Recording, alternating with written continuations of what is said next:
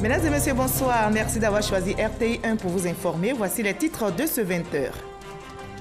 Plusieurs chefs d'État africains, dont le président ivoirien Alassane Ouattara, ont pris part hier samedi à Bamako à la cérémonie festive d'investiture du président malien Ibrahim Boubacar Keïta et de l'an 58 de l'indépendance du Mali, double cérémonie marquée notamment par des défilés militaires. La cellule d'analyse de politique économique du CIRES planche sur la pratique de nouveaux modèles d'affaires en Afrique de l'Ouest. Les défis et opportunités liés à une économie inclusive ont été évoqués. Enjeu de cette conférence, apporter une réponse aux problèmes de chômage et de pauvreté.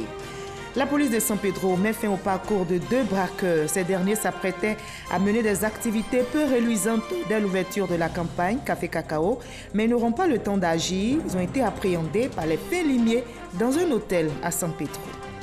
Les poids américains payent déjà les frais de la guerre commerciale qui oppose les États-Unis à la Chine.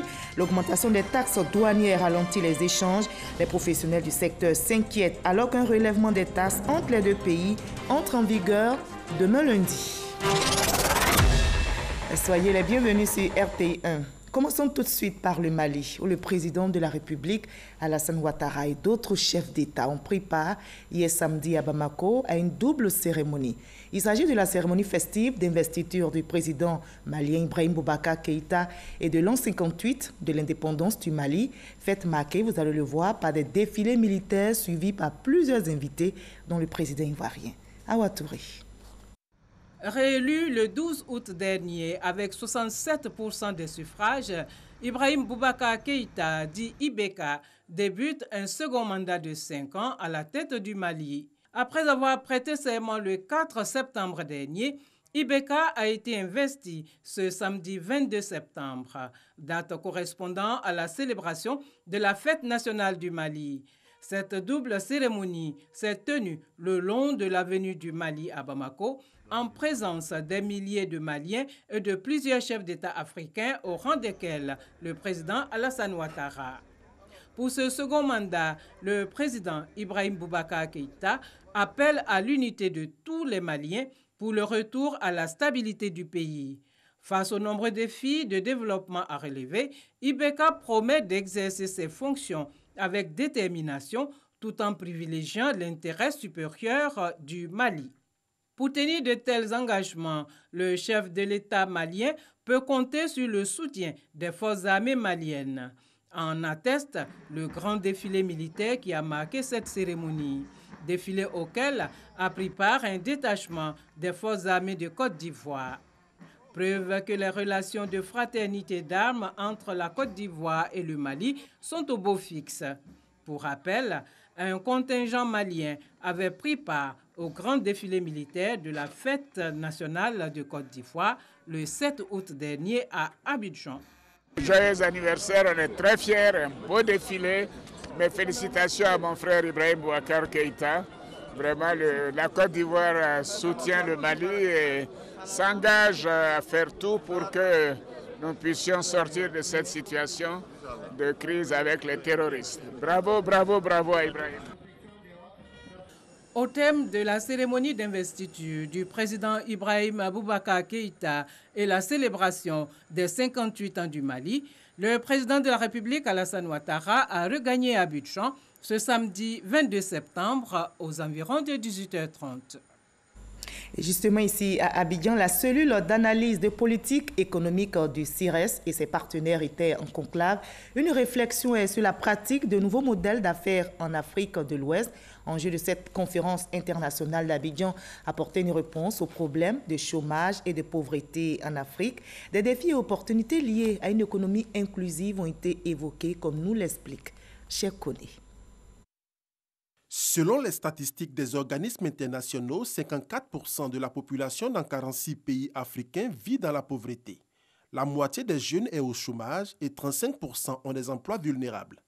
Face à cette situation alarmante, l'application d'un modèle économique inclusif est préconisée par les experts. On se rend bien compte que sans les nommer par entrepreneuriat inclusif, certaines entreprises en Côte d'Ivoire pratiquent ce modèle d'affaires dans différents secteurs. Mais ces pratiques ne sont pas à échelle, ne sont pas vulgarisées. Et les contraintes, c'est l'écosystème global en termes de politique, en termes d'accès au financement, en termes de la qualité des personnes.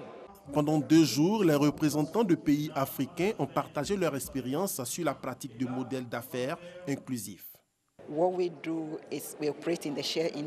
Nous sommes dans l'industrie du karité et nous travaillons avec les femmes du milieu rural comme partenaires de sorte à leur procurer une indépendance socio-économique.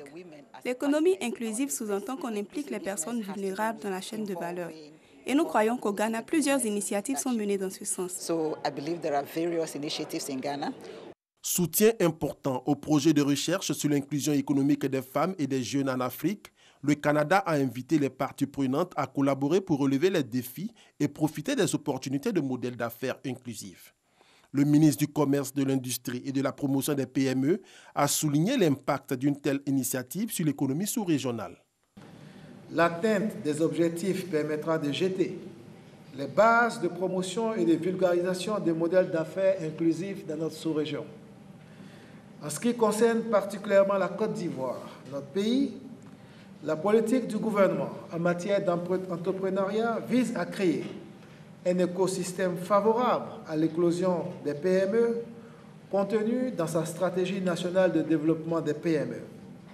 D'ici à 2025, l'Afrique aura la main-d'œuvre la plus jeune au monde avec plus de 500 millions de personnes. Il est donc impératif de développer une économie inclusive et faire de cette population un atout pour l'économie africaine. On passe à présent à cette conférence des ministres africains sur la météorologie qui vient aussi de refermer ses portes à Abidjan. Les travaux sont initiés par l'Organisation météorologique mondiale et la Commission de l'Union africaine. L'objectif affiché est de promouvoir des partenariats publics et privés et renforcer l'appui du grand public et des décideurs dans la conduite des actions régionales et nationales par la mobilisation des ressources. On en sait plus avec Abou Sanogo. La conférence des ministres africains en charge de la météorologie a permis un partage d'expériences et favorisé une coopération plus étroite au niveau de l'Afrique.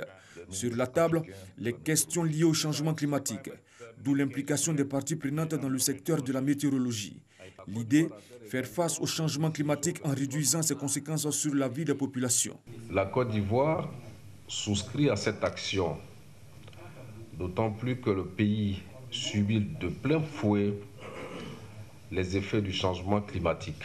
Nous subissons donc la dégradation aussi de nos côtes, l'avancée de la mer et qui ont également occasionné donc des pertes en vies humaines. Ces pertes en vies humaines peuvent être réduites par la veille météorologique.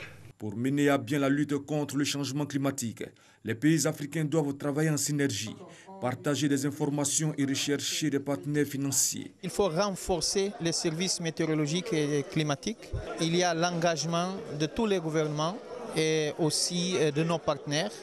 Bien sûr l'Union africaine, les communautés économiques régionales et nos partenaires financiers et techniques tels que l'OMM par exemple, Banque mondiale, Banque africaine de développement, non seulement pour la résilience, réduction des risques, mais pour le développement économique et social. Les 3 jours de rencontre ici avec les experts nous a promis de vraiment sortir avec une feuille de route pour l'exécution de tout ce qui est recommandation de nos chefs d'État au niveau de l'Union africaine. Pour ce faire, il est nécessaire de renforcer les capacités en s'investissant dans l'équipement des recherches météorologiques pour le développement de la météorologie. La 5e réunion de la conférence des ministres africains en charge de la météorologie aura lieu en 2019 en Égypte. Et la Côte d'Ivoire, notre pays, s'attelle à mettre en œuvre ses engagements pris lors de la COP21 à Paris pour lutter contre les changements climatiques. Le pays s'active pour la mise en place d'un cadre institutionnel et réglementaire. Le programme national de lutte contre les changements climatiques est donc à pied d'œuvre avec les parties prenantes. Le reportage de Grace Kando. Le gouvernement ivoirien a pris des engagements lors de la COP21 à Paris en 2015. Il porte sur la réduction des émissions de gaz à effet de serre à 28% d'ici à 2030, l'augmentation des énergies renouvelables et la réduction de l'érosion côtière. Mais la mise en œuvre de ces engagements piétine, faute d'un cadre institutionnel et réglementaire. Pour y arriver, le programme national de lutte contre les changements climatiques initie une rencontre avec les parties prenantes. Aujourd'hui, c'est pour nous, après quelques années, donc de de travail, donc de pouvoir corriger certaines lacunes qui sont liées donc au démarrage, notamment en travaillant à renforcer le cadre institutionnel et réglementaire, en travaillant donc à créer ce cadre commun et cette plateforme collaborative d'échange pour que tous les acteurs puissent ensemble travailler et continuer à respecter nos engagements sur les changements climatiques. Nous, en tant que collectivité territoriale, qui constituons l'échelon plus pertinent dans la mise en œuvre de la politique de l'État, nous estimons que cette rencontre nous permettra d'avoir comme une visibilité sur ce que l'État prévoit et nous permettra aussi d'enrichir nos actions déjà programmées et voir comment au niveau de chaque territoire nous pouvons les rendre pratiques et permettre à chacun de contribuer efficacement à la lutte contre le changement climatique. Pour lutter efficacement contre ce phénomène, l'élaboration d'un projet de loi et la création d'une agence spécialisée sur la question avec des fonds dédiés est envisagée. C'est pourquoi le ministre de l'Environnement et du Développement durable dit attendre beaucoup de cette rencontre. La Côte d'Ivoire tout entière vous attend, car vos résultats que nous souhaitons fructueux marqueront le début d'actions plus dynamiques, plus structurées en matière de climat. Ces actions donc devront être le prolongement des actions déjà menées et anticipées sur les changements de paradigme nécessaires à impulser notre croissance économique à 2 chiffres. La Côte d'Ivoire s'est dotée d'une stratégie nationale de lutte contre les changements climatiques 2015-2018. Elle porte, entre autres, sur le renforcement des capacités des acteurs et la promotion des mesures d'atténuation. Elle était l'invitée ce 23 décembre de l'émission Les Salons de Radio Côte d'Ivoire. La ministre Kandia Camara, ministre de l'Éducation nationale, de l'enseignement technique et de la formation professionnelle, s'est prononcée sur l'école ivoirienne aujourd'hui, acquis et perspectives. Eh bien, si vous n'avez pas pu suivre cette émission, c'est l'occasion maintenant de vous en faire une idée avec nos reporters Christian Dago et Issa Tchonayeo. Rentrée scolaire 2018-2019. La qualité de l'école ivoirienne. Voici les grands points abordés par la ministre de l'Éducation nationale, de l'enseignement technique et de la formation professionnelle, Kandia Camara, au cours de son intervention à l'émission Les Salons de Radio Côte d'Ivoire. 7 millions d'élèves qui répondent cette année à l'appel du ministère de l'Éducation nationale. Pour quel défi? Vous aurez compris tout de suite que ce dimanche, nous parlerons de l'école ivoirienne. Dès l'entame de l'émission, la ministre a apporté des précisions sur la question des frais annexes au centre des récentes polémiques. En Côte d'Ivoire, l'école étant gratuite au niveau du primaire, donc les parents ne payent pas de droits d'inscription. Mais au niveau du secondaire, tout comme au niveau supérieur, les élèves et étudiants payent des frais. Le gouvernement a pris un arrêté pour fixer ces frais à 3 000 francs. En fonction des besoins de l'école. Si les 3 000 francs ne sont pas suffisants, ce sont les parents eux-mêmes. Et là, j'insiste, ce n'est pas le ministère, ce n'est pas la direction régionale, ce n'est pas l'inspection primaire, ce sont les parents eux-mêmes qui se réunissent et qui déterminent le montant de la cotisation à payer. Kandia Camara a aussi pris la peine d'écouter les plaintes de certains enseignants face aux difficultés du système éducatif. Amani Pascal, instituteur à l'EPP d'Aukro résidentiel. Le problème, c'est que quand nous prenons les enfants du CP1 jusqu'au CM2, le parent qui vient avec l'extrait de l'enfant, l'extrait là ne porte plus le même nom que celui qu'on nous a donné à l'inscription.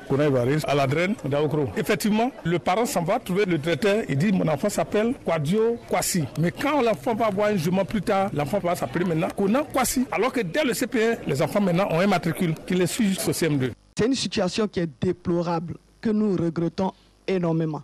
Nous avons lancé une opération l'année dernière d'établissement de jugement supplétif. Voilà, pour nos élèves. Comme je l'ai dit, ils étaient plus d'1 million d'enfants sans extrait de naissance. Grâce à cette opération, beaucoup ont pu avoir un jugement supplétif, mais nous sommes encore à la recherche de financement avec d'autres partenaires pour pouvoir continuer cette opération. L'invité de Radio Côte d'Ivoire a exhorté les parents à s'impliquer davantage dans la formation des enfants. Durant 1 heure, la première responsable de l'éducation nationale et les journalistes ont entretenu les auditeurs sur le thème « L'école ivoirienne aujourd'hui, acquis et perspectives ». Au journal de 13h présenté par Fatou Fofana, vous avez pu suivre également le magazine du dimanche.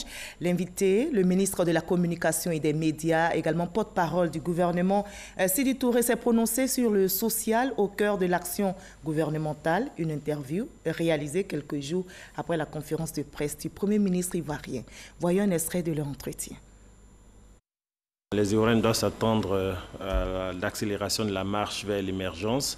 Les Ivoiriens doivent s'attendre à une accentuation d'une démarche qui a été déjà structurée dans le cadre du PND 2018-2020 et sur son axe en accord avec l'accélération du capital humain et les aspects en lien avec la pauvreté et la réduction des inégalités. Donc ce sont des secteurs qui vont être adressés, l'éducation. Il y a d'autres secteurs tels que l'eau, l'assainissement, etc. Autant de mesures qui seront reversées à la lecture du chef de l'État et consolidées par son Excellence Monsieur le Premier ministre pour être opérationnalisées par les membres du gouvernement. À très court terme, vous avez entre autres la couverture maladie universelle qui se devra d'être opérationnelle. Vous avez l'accès à l'eau potable qui est une problématique qui a fait l'actualité ces derniers mois. Vous avez l'électrification parce que ce fut aussi une promesse du chef de l'État, l'électrification des villages de plus de 500 habitants. Nous sommes sensibles au fait qu'il ne s'agit pas de poser une action pour la poser, mais il faut aussi aller au-delà de l'action posée et en faire la mesure. C'est ce qui nous permet souvent d'annoncer des éléments statistiques quand nous parlons de 6 000 personnes qui ont bénéficié, par exemple, de raccordement dans les différents éléments attentes en termes d'électricité ou bien de 12 000. Ce sont des chiffres qui sont basés sur des éléments de retour d'information, d'évaluation de l'opérationnalisation des différentes initiatives sur le terrain. Je vous invite maintenant à la 11e édition de la Journée de la Solidarité, célébrée officiellement hier samedi à Guitry. Cette journée, je rappelle, vise à promouvoir les valeurs de solidarité au sein des populations.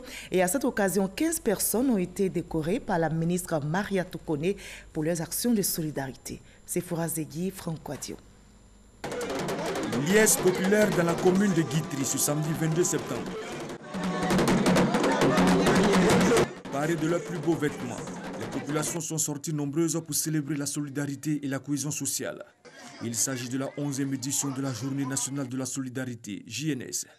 Maria Toukone, ministre de la Solidarité, de la cohésion sociale et de la lutte contre la pauvreté, a à cette occasion invité les populations à la culture de l'amour, de la tolérance et du pardon.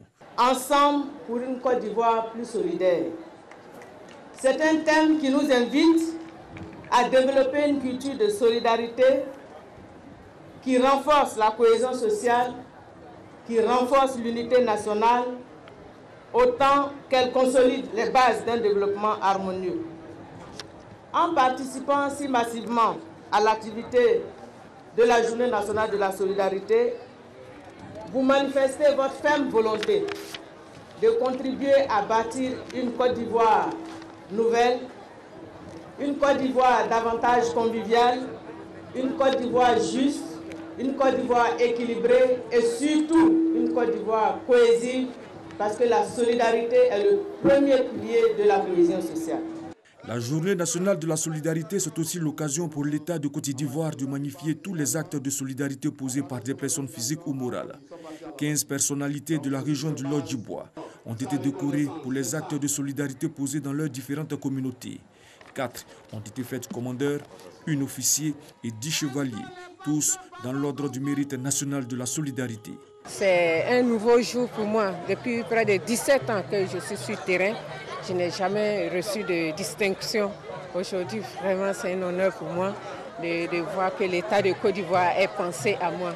C'est un sentiment de joie, de fierté, mais aussi de reconnaissance et de gratitude à l'endroit de Madame la ministre, donc de l'État de Côte d'Ivoire, qui reconnaît les efforts qui sont fournis par les citoyens pour agir dans le sens de l'État. Au terme de cette journée, Maria Toukone a fait un don de matériel agricole et de tricycles d'une valeur de 28 millions de francs CFA aux femmes de Guitry et de Daïrou Didisso et 2 300 000 francs CFA en guise d'indemnisation à 4 victimes des crises post-électorales.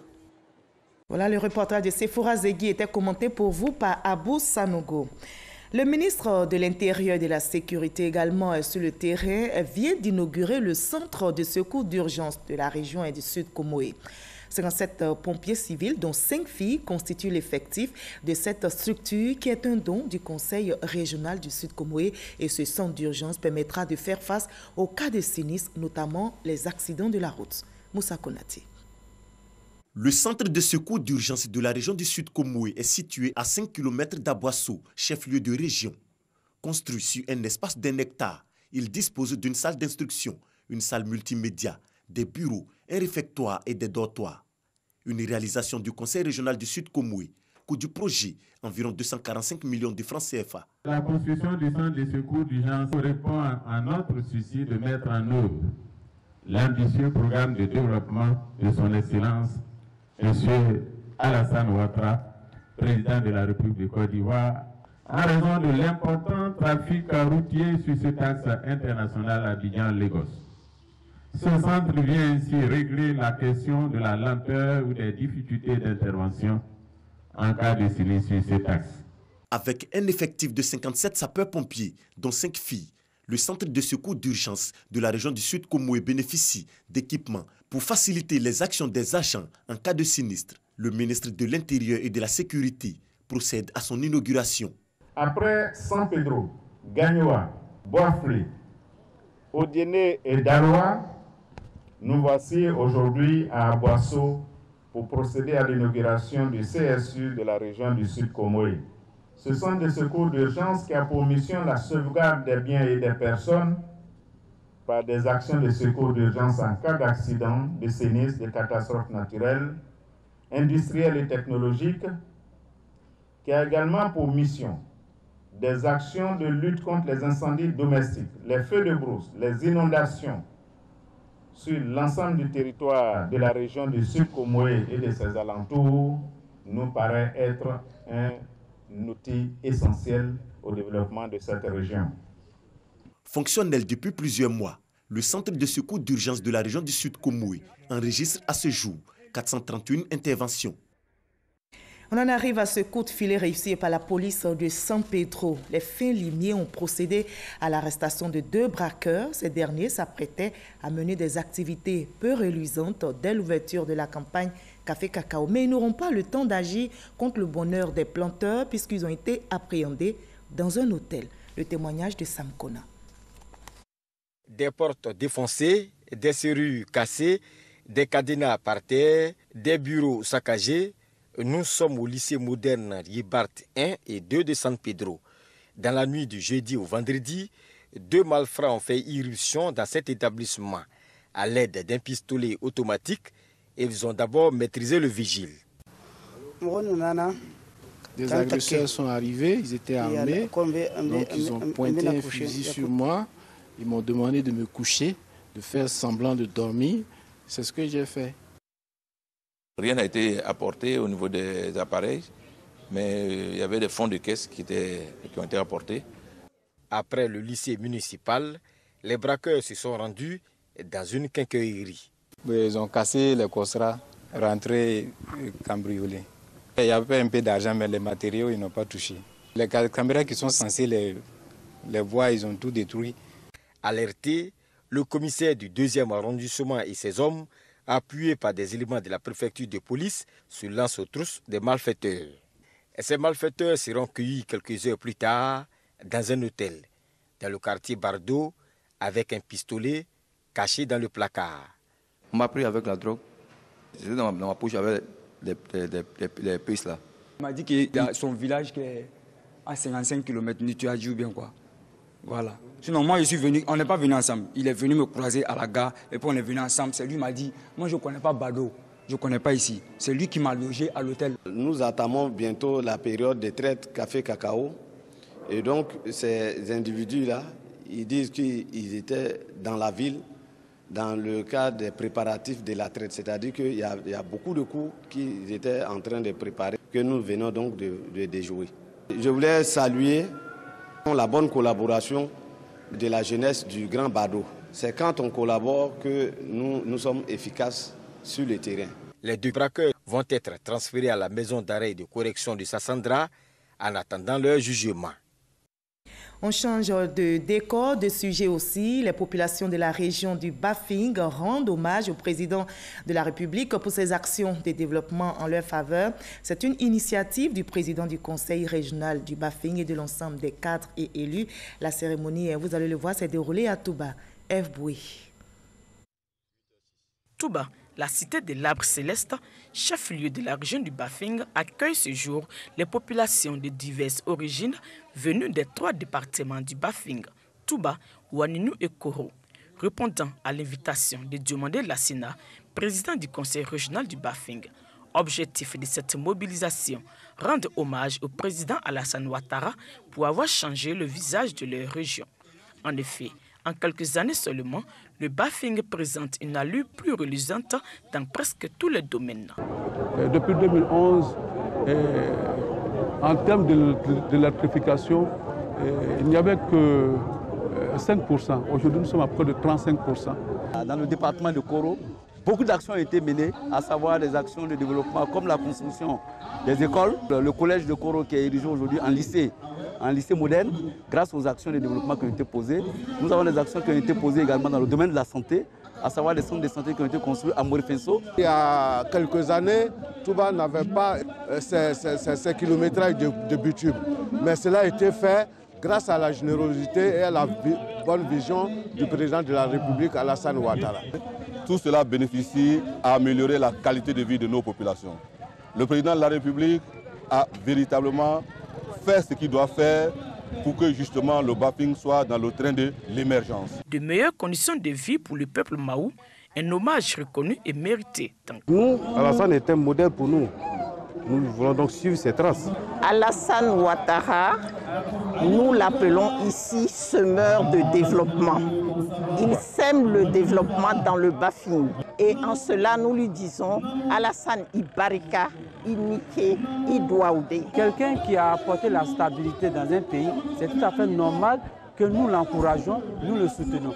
Il y ait la paix en Côte d'Ivoire, que les enfants de Côte d'Ivoire reconnaissent à notre président émérite, le docteur Alassane Ouattara, le bâtisseur de la Côte d'Ivoire nouvelle. Car avec lui, nous irons à l'émergence très bientôt. Une émergence dont les jalons sont déjà posés et la région du Bafing entend bien entendu y prendre part dans la paix, l'amour et la cohésion sociale pour le bonheur de tous. Voilà, je vous propose maintenant le reste de l'actualité à l'étranger dans le 7 sur 7. Qu'est-ce qui a marqué l'actualité internationale cette semaine? Le tour du monde en 7 jours, c'est avec Laurence Acho et Abou Sanogo.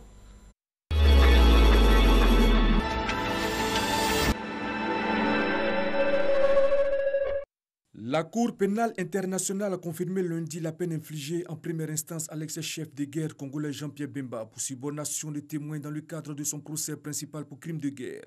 Jean-Pierre Bemba avait été reconnu coupable d'avoir corrompu 14 témoins, présenté de fausses preuves et sollicité la déclaration de faux témoignages.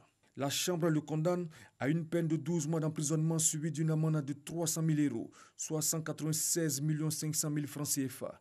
Jean-Pierre Bemba ne retournera plus en prison, compte tenu des années qu'il a déjà passées en détention provisoire. La guerre commerciale entre Washington et Pékin se durcit. Donald Trump tient sa promesse, puisqu'il n'obtient pas de concessions suffisantes sur l'ouverture des marchés chinois. Il relève de 50 à 200 milliards de dollars sur la liste de produits chinois qui seront taxés à l'entrée du territoire américain. Le président américain écarte de cette liste quelques produits tels que les montres numériques d'Apple et les sièges automobiles de bébé. Les deux dirigeants des deux Corées se sont mis d'accord sur certaines mesures visant à dénucléariser le Nord. Un accord qui se concrétise après une troisième discussion directe en 6 mois. Pyongyang s'est dit prêt à fermer de façon permanente son site d'essai de missiles de Tongchang-ri en présence d'inspecteurs internationaux. La Corée du Nord s'est aussi engagée à fermer de façon définitive son principal site de recherche nucléaire de Yongbyon. Un scandale a éclaté au Libéria autour de la disparition de conteneurs et de sacs remplis de billets de banque. L'enquête a confirmé que le montant total de l'argent disparu est de 15 milliards de dollars libériens, soit 54 milliards 365 millions de francs CFA. Sur la liste des personnes ciblées figure le fils de l'ancienne présidente du Libéria, mais aussi l'ex-chef de la Banque centrale du Libéria. Pas de changement de constitution en Mauritanie. C'est ce qu'a déclaré le président Mohamed Ould Abdel Aziz. Appelé à se représenter alors que la loi l'en empêche, le chef de l'État assure qu'il ne va pas modifier la constitution pour un troisième mandat, mais n'acceptera pas de laisser le champ libre à ceux qui ont détruit et pillé les ressources du pays. Le bilan du naufrage du ferry Nyerere dans le sud du lac Victoria s'est encore alourdi à plus de 200 personnes au troisième jour des opérations de recherche. Une touche de joie au cœur du drame. Un survivant a été extrait de l'épave au large de l'île d'Ukara. Le président tanzanien a décrété 4 jours de deuil national depuis vendredi et ordonné l'arrestation des opérateurs du navire. Au moins 29 morts et 57 blessés dans un attentat à Avaz en Iran. Remonté ce dimanche contre les Occidentaux et les Saoudiens, accusés de complaisance ou de soutien au terrorisme, la diplomatie iranienne a convoqué 3 diplomates européens, à savoir les ambassadeurs des Pays-Bas, du Danemark et de la Grande-Bretagne au ministère iranien des Affaires étrangères.